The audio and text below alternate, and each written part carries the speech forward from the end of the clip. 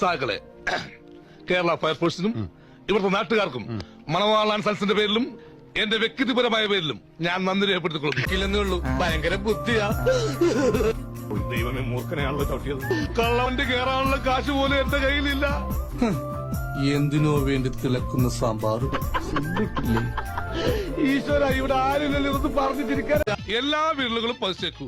തള്ളവിരൽ, ചെറുവിരൽ, ചൂണ്ടുവിരൽ, ചൂണ്ടാത്ത വിരൽ, മുച്ചാനുവിരൽ, നടുവിരൽ എല്ലാം പതിച്ചേക്കൂ. വെടിക്കെട്ടിന്റെ പരിപാടിയാണല്ലോ. ഏത് വിരലാ എപ്പോഴാ തെറിച്ചു പോകുന്നു പറയാൻ പറ്റില്ലല്ലോ. എന്താ അണ്ണാക്കിൽ വല്ലതും പോയാ? അണ്ണാക്കിലൊരു പ്രാണി ഇല്ല, സംഗീതത്തെ കൊല്ലാൻ ഞാൻ സമ്മതിക്കില്ല. ഞാൻ പാടിയാ മതിയോ? നിങ്ങക്ക് പാടാൻ അറിയോ? അറിയൊന്നു. സംഗീതം പഠിക്കണം എന്നുള്ള മോഹമായി ഞാൻ ചെന്നുവിട്ടത് ഒരു സിംഹത്തിന്റെ മരല. ഉസ്താദ് അലവലാദി ഖാൻ. സുഭാഷ് വലിയ പ്രശ്നം തീർന്നല്ലോ. പിന്നെ മടക്കി കുത്തഴിച്ചിടാത്തത് ബഹുമാനക്കുറവുകൊണ്ടല്ല, മുണ്ടിന്റെ മൂട് കീറിയിരിക്കുക. മാറിക്കൊടുക്ക്. ഇങ്ങോട്ട് ഇരുന്നാട്ടെ.